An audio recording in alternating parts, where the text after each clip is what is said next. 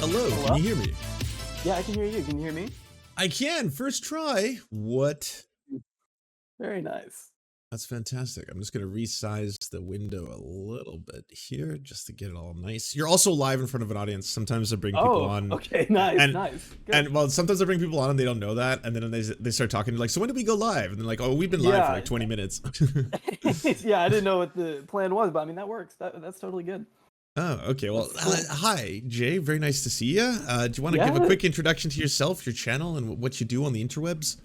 Yeah, I mean I just make I have a channel called J Aubrey where I make video essay commentaries on people that I think are interesting enough that are worthy of like a 40 to 50-minute deep dive, like I've talked about Steven Crowder, or Elon Musk, like I do talk about certain mainstream figures like Elizabeth Holmes but still YouTubers as well, like the Paul brothers and Aiden Ross and people like that. It just depends, whatever whatever sounds good, whatever there's enough information of. What got you into doing that? Let alone becoming Uh, like one of the biggest channels that does these deep dives and I'm creepy definitely not. smiles. Yeah, oh well, yeah. I've just always I've made YouTube videos since I was like 13. I started a channel where I did Lego stop motion animation videos. Hell yeah. And I started doing that for like a couple of years, and that was like how I made money, like through middle and high school. And then when I was graduating high school, I still wanted to continue doing like something YouTube related, but I figured I wouldn't be able to like continue animating if I was like living in a dorm, like going to school. So I just looked at like whatever I was watching at the time, which was I don't know if you're familiar with the channel I Hate Everything. I am. He like Yes. used to, yeah. He and like The Right Opinion, if you're familiar with him, Not the right are opinion. yeah, he also does like commentary videos similar to Okay. mine, and I was really enjoying those types of videos, like video essays, and I was like, okay, I guess I'll just try this, and so I made a new channel and just started posting on it, and never thought that it was like gonna go anywhere, but I'm very grateful to have been able to make it work for this long, I guess. I hate everything still hate everything? Did things I work out for him? maybe he Oh. he doesn't post anymore. Actually, no, he did post recently. He was on like a almost a year-long hiatus, and then he came back with the video on Destiny or Destiny 2 or whatever. Oh, you mean the game, not And the person. yeah, the That's game, not the that's a guy. random Yeah, that's a random topic. that would be kind of out of left field for him. No, yeah. So man, I'm sure he's still hating on things. Who knows? Mhm. What makes you choose? Because we've watched a lot of your videos when you're talking about people in the political world, right? Like the Yeah, I appreciate Crowders that. and Yeah, yeah. the Andrew Tates and stuff like that. But what makes you choose your topics? Because I would say like some people have classified this as like YouTube, let's say drama, right? Like talking Yeah, about different yeah. YouTube personalities. But you've expanded well beyond. Like I'm just showing the audience right now some of the Andrew Tate. You went into the Yeah. cult of Elon Musk and stuff like that. What's Mhm. the process behind it? It's really just whatever is like interesting to me, or if it either I for some reason it either falls into two categories of like, okay, I either know a lot about this person, like with the Duggars, like I grew up watching Mhm. them with my family, so I already knew a lot of the stuff Uh, that was going on behind the scenes. And then with somebody like Elizabeth Holmes or Elon Musk, I was interested, but like I didn't know so much of like their full story, and so I was just curious of like educating myself, and I figured while I educated myself I just make a video about it. Like I just take a ton of notes, and then that kind of gradually turns into like the outline of the script, and then I just go from there. So it's really just whatever interests me, I guess. And then with like Steven Crowder, like I guess I I've always known of him. I used to watch him when I was like 14, 15. okay. And there was obviously Are you so an much ex-fan? going on.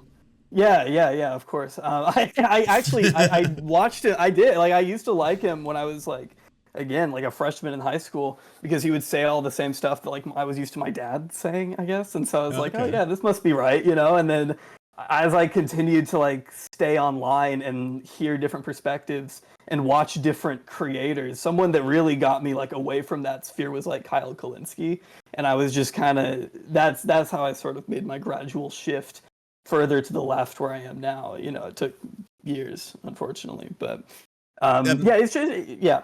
Well, I was gonna say What you've were you got gonna say? some early videos where you talk about, say, like Jon Stewart, the voice of the nation, and Yeah, then Eric Andre, yeah, the anti-talk show host. Huge Eric yeah, Andre fan, gonna convince that, and yeah. also He's really big great. Jon Stewart fan. So Yeah. was that a part of the pathway as well? Were they kind of like pulling you a little bit away from that world?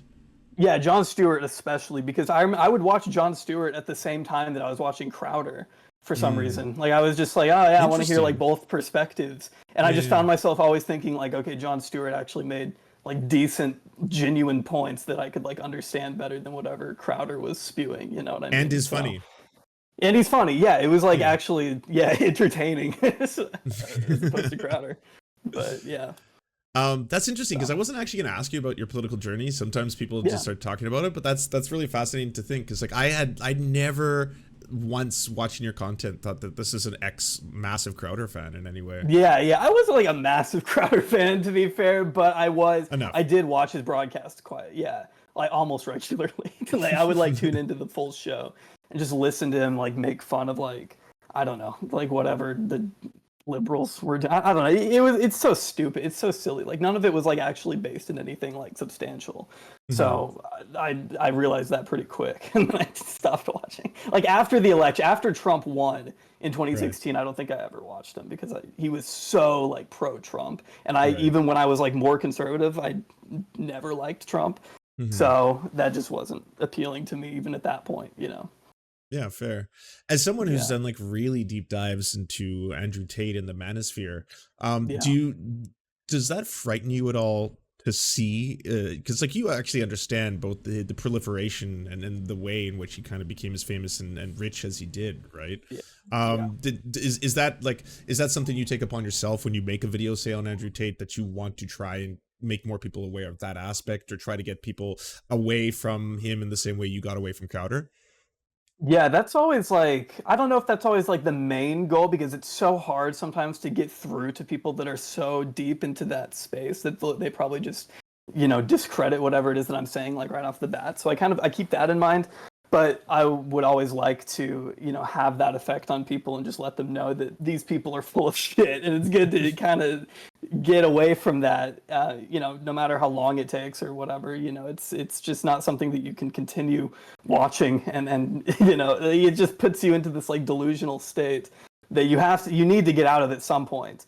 Otherwise you're lost, you know. It's so I would always like to, you know, like with the Crowder video, I kept in mind that like there are probably going to be people that are like right leaning that are going to watch this. So I try not to alienate those people too much while also expressing how I feel about these issues. So it's always a balance of like not compromising my principles, but also not going so far that they turn off the video. Like I do want to get through to them, but it depends on like, I don't know how effective I am in that, you know, it But totally depends. the intent, like you do want to have the utility on some level, like Yeah. that is important to you Yeah. to be able to like pull people away from Absolutely, that. yeah, because it's so easy to fall into these pipelines. You know, like in my Andrew Tate video at the very end, I did this thing where I had like created a new TikTok account from scratch, and I wanted to see how long it would take to actually like stumble across like an Andrew Tate pipeline or like watching, you know, Sneeko content just from like a fresh account, and it took like just a couple hours of scrolling and liking certain things. You get there pretty easily, so it's very scary to think about how like like these kids that don't know any better, that might be 13 or 14, that stumble across this stuff could just get sucked in pretty easily, and then they have to find their way out, you know. Yeah, totally. My only part to add to that is that it's a little better than it used to be because I do remember like almost 10 years ago, you could look up a Yeah. Castlevania video and then you'd have like 20 Jordan Peterson suggestions on the right. Yeah, So yeah, it was at least they stopped rough. that. Yeah. Yeah, yeah, yeah. I'm very glad that there seem to be more like outspoken leftist like you know like creators that actually have like more of a platform than they did back in like 2016, 2015, Mhm. where the reactionary stuff was so much like the dominant thing that you would see, and it still kind of is, but it's definitely, I'm glad to see like a little bit of a shift, you know. What did you find when you were kind of like, because you did Sneeko's video, I think 2 or 3 videos later after you did Andrew Tate, Yeah. and then you Mhm. directly, obviously, there's a lot of overlap between their two stories. What did you find there in terms of like a creator who you say has kind of fallen from grace or maybe really gone down like the opposite trajectory that you did? Yeah. It was just I think with Sneeko, he is so now he's lost. Like I when I was making that video, I was thinking, okay, maybe he can like come out of it at some point. Now he knows, and even back then he knew exactly what he was doing. Like I think that these creators make a very conscious decision to start pandering to these people online that they become financially incentivized to spew this garbage, like this hate and all these lies, and they're not going to stop doing it as long as they continue getting attention. And it's not going to last forever, but someone like Sneeko, it continues. At least I don't know. I haven't checked on his Rumble in a bit. I don't know how he's doing over there. But I mean, it was benefiting him for a while, and I definitely see him on Twitter. Like he still gets like pretty good amount of exposure there. So I think with him, it's all just about the numbers, and he still believes what he says, but I don't think he would be doing this if it weren't so profitable. I think that's one of the main motivators. What do you get in terms of pushback from some of these creators' fan bases? Oh, the pushback. Well, yeah. I'm asking that independently because I know you go after people who, like, when you go after some of those kind of people, their fans will be ruthless, right? Yeah, and then you've got some of the most, like, your videos will be at the top of the YouTube search, right? Like if you type in Sneeko, I'll find you on the first page most likely, right? So does that make you a prime target as well? A little bit. It hasn't ever been like overwhelming or anything like that. Oh, nice. That's good. I don't know why. I've been lucky, I guess, with that. I mean, I also don't really check the comments on my videos after like a week of the video being up. I'll put it up and then I'll read the comments then. But after that point, I'm like, okay, I'm not gonna click on most recent. That it's always gonna be like Sneeko fans or whatever. He reached out to me a couple times, like trying to use like debate me. He commented on my Instagram like in 4 posts in a row, just debate me, all caps. I thought that was funny, and he did DM me trying to get me to debate him or whatever. Did he say that you were soy? Probably. He reacted to the video. I haven't watched the reaction, but I'm sure it was something along those lines. And then with Aiden Ross, that was one where I think I got the most like pushback from like a group of fans because me and him had like an exchange on Twitter, and so when he quote tweeted me, my DMs were like flooded with people just calling me like slurs and stuff. And it's like, wow. I'm not even, I don't even, whatever, people just like to say things. So it is what it is, I guess. What was the back and forth with Aiden Ross over? Had he seen your video, or was that pre-video? No, this was after the video, and this was like a month and a half or 2 months ago. So I could like maybe, well, no, I can't because he deleted the tweets. Yeah. But it was on his alt account. It was, I don't know if you remember that day, he was just going absolutely insane. You'll have to be more specific. Yeah. Well, it was on.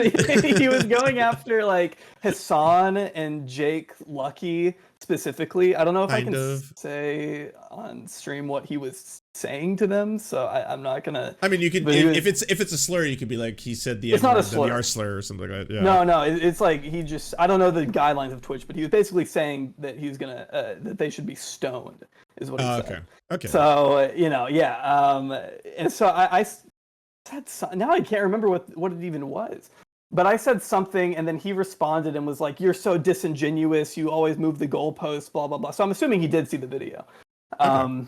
And then after he said that, that's when people were, the floodgates were open, I guess. But that's very few and far between. It really doesn't happen that often. What did you think about Aiden Ross and that trajectory in terms of, like, I don't know how much you've been studying Kick and the development of that streaming platform. Do you see a figure like Aiden Ross as being a potentially more or less dangerous as a result of him kind of pivoting away from traditional tech and moving to this new cryptocurrency based media? That's an interesting question because I feel like it's a bit too early maybe to tell, or at least I haven't been keeping up with Kick as of recent to really know for sure. But because I mean, you could make the argument that it's like, well, he's on his own over here, like he's not on Twitch indoctrinating like more passive. You have to like seek him out. But then at the same time, he already had like a lot of non-political viewers who are now going to follow him to Kick, where they could be introduced to all this other horrible stuff. So I could see like arguments being made for either one of those, I guess. But I don't know. I haven't really been keeping up with his streams enough since I made the video on him to say, I'd be curious to know what you think about that.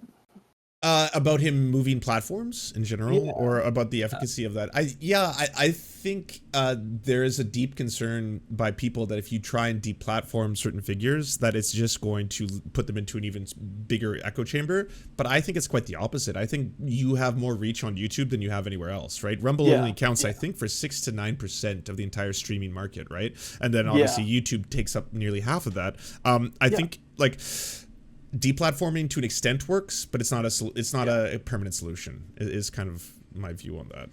Yeah, no, I completely agree with that. I mean, it's like I don't think he was doing any good having more access to people on Twitch. So you know, I don't know. There is that element to it, I guess. But he's an interesting guy. I really haven't been paying attention to him much these past few months, honestly. Ever since.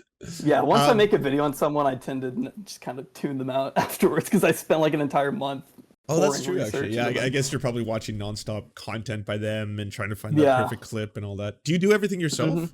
Yeah, for the most part, there are times where when I'm getting close to a deadline with like a sponsor that I need to bring in like some help. I'll have my friends help me with editing, but that's very few and far between. Unless I state it, otherwise, I always just do most of it or all of it myself. So Oh. it can get to be a lot, but I So enjoy what's it. the process? How do you pick a target? How do you start the research? Where do you find information that you might not have seen somewhere else, or to not be Yeah. repetitive? Yeah, well, that's it. Always depends on the person. Like with Elizabeth Holmes, there was a book written by the guy who like exposed her that I decided to read. And then I from there I just took a bunch of notes. I just take pages of notes and then I turn that into a script that's usually like 10 to 15 pages, depending on what all I'm talking about. With like Elon Musk, I read his or I didn't read the entire thing because it's but I read his biography by Ashley Vance. To help me like learn about his like early days with PayPal and sort of just like the early Tesla days and things like that. I listened to podcasts like with that. I listened to the TrueAnon series that they did Nice. on Elon. Yeah, that really helped out. With Crowder, I read a ton of the articles that have been made. I try to find old articles, maybe that people haven't seen. I try and like go back and find things that were either written or posted like early on in somebody's career, and then I use that, and I try not to say things that have already been said. It's hard to do that though, because I try to give like such a holistic view of the person. So I do end up probably saying similar things that other people have already said, but I try and craft some like a narrative that people can follow with the information that I find. You know what I mean? You strike me as kind of unique on Twitter, because like I find that you'll involve yourself in like, I'm not saying that you intentionally are trying to start drama or anything, but you'll comment like everyone else does, like we all do, Yeah. right? Like I sometimes I'll see a post by you and it's like XQC just posted his watch or something. I'm like, oh, what a piece of shit. I'm quote tweeting Jay, right? But like you also there's like, I don't know if it's because there's a wholesomeness to you or something, but you don't get like sucked into them in the same way. Like I don't like, maybe the Sneeko story is an exception, but I don't normally see like a whole bunch of those baddies like Crowder being like, everyone go to J Aubrey's channel, and he's like he's a soy cuck and he's lying about it. Yeah, I don't know. I mean, I don't really know why that. The one exception, yeah, would be like Sneeko or Aiden Ross. But other than that, I try and like limit myself on how much I'm gonna interact with these people. Like if I'm gonna say something about Sneeko, I understand that he could see it and respond, and then if he does respond, I might do like one quote tweet and then that's it, and then I don't think about it, because you can't. I've found in the past where it's like if I keep going back and forth with these people, it just ends up nowhere, and the people watching it don't really care either. So I'll say I try and like limit myself, you know what I mean? Because I still want to like engage and express how I feel on something that I'm like passionate about. But it gets to a point where I get exhausted, and so I can't, for my own mental health, I cannot keep, engaging past a certain point, I guess. Yeah, that makes total sense. Yeah. With the so with the Crowder thing, you were releasing that video right around the time when it seems like there's a new Crowder story every week right now. Yeah. How did you find, like, could you maybe give a little quick summary to most people who don't know the more recent stuff about Crowder before I ask you your opinion on them? But then maybe, how did you find a way of wrapping that story up when it's like, oh, by the way, 5 more employees just said that he's like showing them his cock and stuff like that? Yeah, exactly. I mean, it's like you just have to go back and make additions to the script. But basically, I mean, I don't know how recent you want to go, but I mean, the stuff that, you know, his wife recently came out. There was a, you know, they're getting a divorce, and there was a Ring camera footage, you know, that was released of him verbally berating her. That was posted to Substack, and then that made the rounds of. And you thought it was abusive? 2 minutes. Yeah, absolutely. Yeah. Oh, see, because I did, but then there's a whole bunch of like debate bros who were just like, "Is this really abuse?" And I was like, "I hate that." I think definitionally, yeah. By the definition, it's like, I don't know. Like, you just look at that; it's not good. I mean, we can argue about the semantics of abuse, but I would personally consider it abuse. You don't talk to, especially your partner, that way. I don't think there's never any circumstance that justifies that. But yeah, so that came out, and that gave him a lot of attention. And I think that is ultimately what made me decide to do the video then, because I'd been wanting to do a video on him actually for years. But I was like, okay, this is probably the right time, because now, and that was also after the Ben Shapiro stuff. So I mean, things were really coming apart for him quick. And then you had the employees coming out after the video, where they would they reached out to, I think it was the New York Post originally, who published this stuff about how he would like expose himself at work to employees. It was very routine. They were very uncomfortable with it. It was always with other, like with male employees, which to him, he would like justify it. He was like, well, they were guys, so it's fine. Or whatever. I'm not gay. It's not sexual harassment. Don't worry about it. Exactly. Yeah. No, they couldn't have been uncomfortable. So, because it's like, he didn't even deny that happened. He went on his show and was like, oh yeah, of course, you know, we did that. You know, it's like, well, he list a bunch of different sketches. He's like, which one do you think it was? Was it the running backwards in the cornfield sketch, or what? You know, was it the grease lightning sketch? And you're just like, I mean, that's all kind of, if the people don't want to do it, it does seem very harassy. You know, let alone the like throwing his balls on people's faces and stuff like that. Yeah. Well, I love with the skits too. He was like, well, we had to. It was in the script. Like, you wrote the script. You didn't have to. This was your idea. But the liberal tears. We get the sweet liberal tears. Yeah, exactly. So that was, I mean, it's like, it's not shocking because it's Steven Crowder. If you look at his track record, I mean, just recreating George Floyd's death. I mean, you could go down an entire list of everything that he's done, and then you hear this and you're like, oh, of course, you know, it's not necessarily surprising.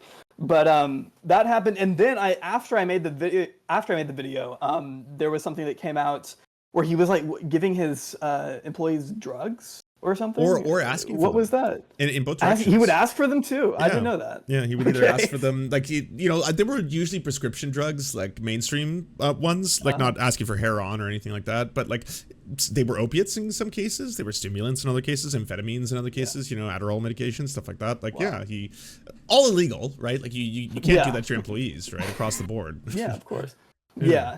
That's insane. Yeah, that was the recent development and maybe there's been other stuff that came out that I have not seen. I'm sure you would probably know more. He's the top story on Mediaite right now for yet another one of those, like 4 more employees have come forward to say that he's forcing them to sign NDAs, and he did a whole kind of like command war room when that first story came out, being like, every one of you has to sign an NDA, and if you tell anyone anything, that's $100,000, shit like that. And so I think 4 people quit. Yeah, 4 wow. quit. Yeah. It's like his original like crew, like his cast that he had for a while, they're all gone. Yeah. You know, it's all new. It's like Jim Brewer now, and like people that originally had nothing to do with him. Except for 2 main ones. There's like his right-hand man guy, and then Quarter Black Garrett, I think is his name. Did he stay? I think he's still there. He stayed. And then you know, Not Gay Jared is gone. And he's one of the ones that a lot of people reference to, like, why doesn't he speak out against anything? Like, he's the one who's on camera dressing in drag, making out with Crowder, you know, Crowder like stroking him off in public and stuff like that. Wild stuff. He was in some of the you know, allegations, I guess, made by other employees anonymously, saying that he had done this, you know, dropped his nuts on Jared or whatever while he was asleep, and it's just, yeah, you can see why he's not there anymore, I guess. Yeah, But just totally. horrendous. I don't know if anybody even still watches him I don't, it's so hard to know how popular these people are On truly Rumble. on Rumble, because you Yeah. don't know if these are like inflated. They have to be. Well, There's no way. I was gonna ask you. Are you ever gonna do like a non POV on a person centered one and do one on like Rumble the company or like Kick the That company would or be something? interesting. I wouldn't be opposed to that. I would probably do it on maybe Kick, like Mhm. talking about like, the fact that it's backed by offshore gambling money, something like that. I don't Yeah. know. I've considered that.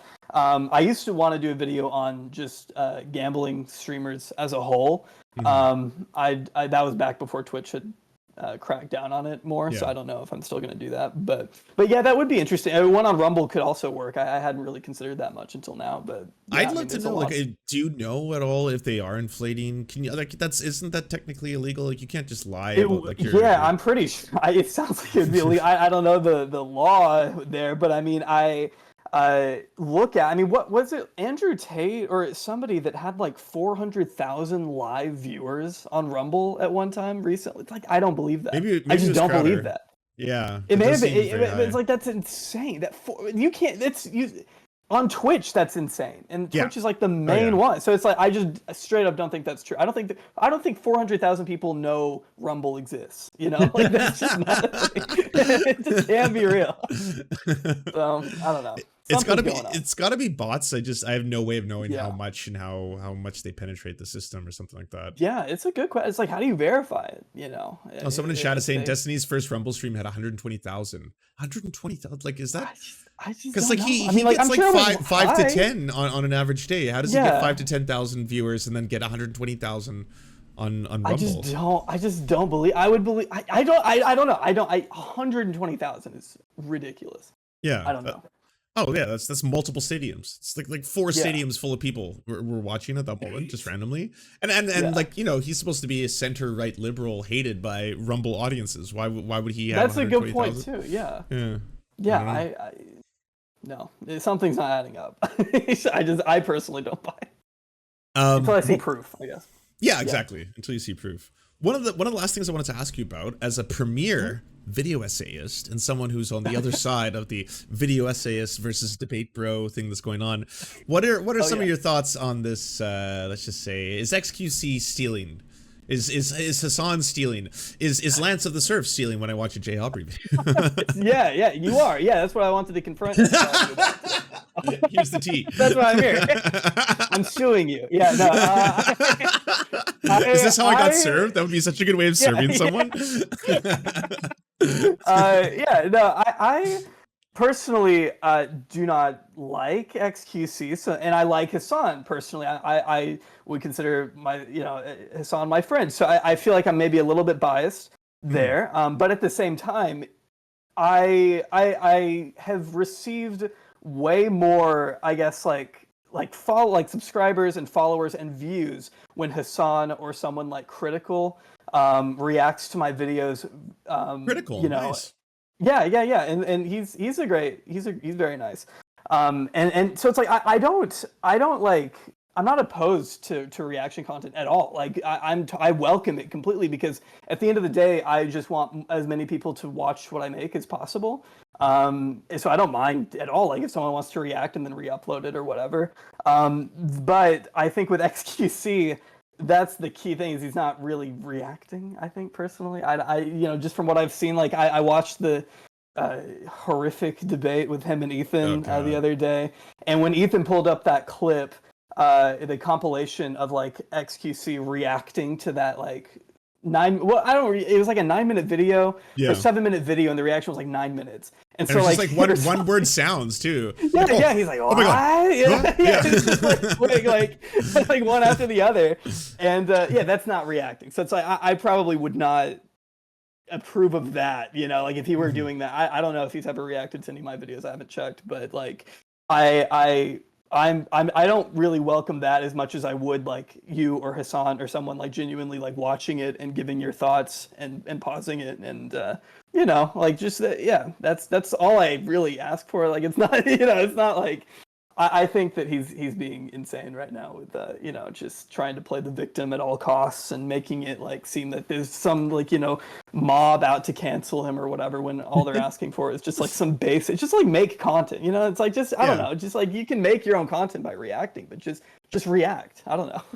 Well, React also, art. like you saw that debate, you probably saw the fact that he copies their thumbnails identically and just That too, adds the that too. XQC face, but that's it. Yeah, Just a little yeah. XQC in the corner. But like that's Yeah, enough, right? what? Yeah, Yeah, exactly.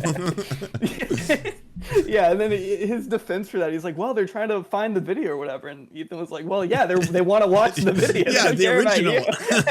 Yeah, Not the remix. I thought that was pretty telling. Yeah, yeah, exactly. So, it's interesting. It's interesting to see the debate or lack thereof. I mean, it's not as much as Ethan tries to engage. XQC doesn't really have any points, so it's just kind of very one-sided, I guess. Do you think there'll be an XQC video in the future?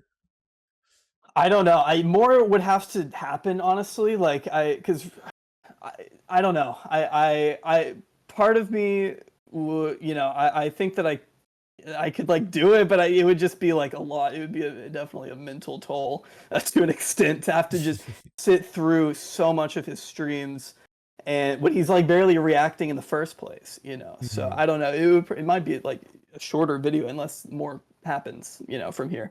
But it's like I think about like what when I was researching the Aiden Ross video, and it was really just like me sitting through a ton of his streams and VODs, and I hated my life. So I don't know if I want to do that again.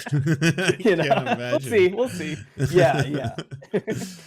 Lost some brain cells for sure, but yeah. Well, I was also going to ask because like you cover a lot of people that like, we've mentioned a handful of obviously potential sexual abusers, potential assaulters, but you also cover people who are just straight up like, child abusers, abductors and pedophiles who have also been part of, the YouTube lexicon of B celebrities or whatever you want to call them. Do you feel like a certain responsibility, I guess, as one of the larger either, essayist or commentary channels to kind of try and call those people out, to try and excise them from the YouTube community, or to try and keep YouTube safer from all these predators? Yeah, that's always been like whenever I talk about somebody like Onision or Lion Maker. I used to. I didn't even know who Lion Maker was. I'm not a Minecraft kid, right? So I had no idea. Yeah. Oh wow. Yeah. He was.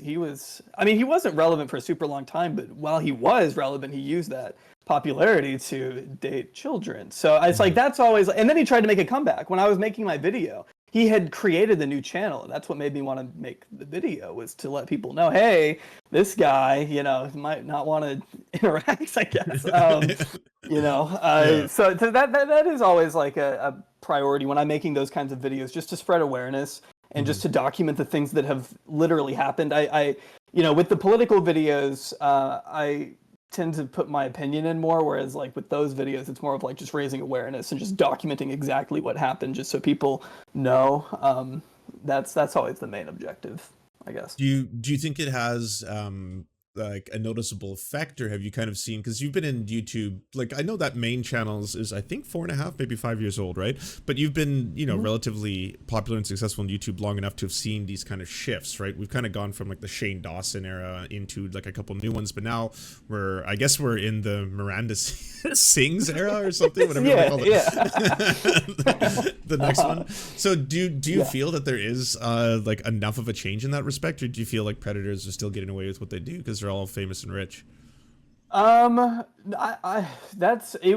think that varies on a case by case basis, but I think for the most part, it's these people do get called out way more than they used to. I mean, you look at like D'Angelo Wallace made a video on Shane Dawson back in, I think it was 2020, and that video got like 14 million views, and it just changed everybody's perception on Shane Dawson. I don't think that could have happened like in 2015 or something like that, back when Shane was like on top. So I think there is more of a shift now to where people are more willing to listen to those who are calling somebody out, and just are okay with their perception on somebody like Miranda Sings shifting if they've done enough bad things to warrant it. You know what I mean? Yeah. That's what I'd like to believe, at least. What are your thoughts on people and YouTubers now trying to make a change like iDubbbz has? Do you think there's going to be a pathway forward for people like that who used to go from extreme racist content to trying to Yeah. rebrand? Well, I mean, like in the case of iDubbbz, I've never really felt like, because I've never felt like I'm like the one to say that, like whether or not like he has. But I'm glad, because it's like you have to look at like the two options with iDubbbz. It's like he either could have done this change and it could be making strides to be a better person, as I think he is doing, or he could have just turned out to be leafy and just continued down this, continue doing the same thing, and he Yeah. probably would have been more successful. That's why I never understand the people that are like, oh, iDubbbz is, he's like pandering now, he's trying to like get an audience, or it's like, no, he's losing his audience, he's losing Yeah. subs, he's not getting the same views because he's drifting away from the audience that he had built up for so long. And I think that honestly takes like bravery. Like I commend him for that. And we'll just have to see where it goes, and if people who were, affected by the stuff that he said back then are willing to give him a chance, I guess, and yeah. That like, you just brought up Leafy. I'm just curious, why do you know why people do that? Why does someone like Leafy go from being like, the multimillionaire, obscenely famous, to just like completely disappearing and then reappearing as like a transphobe?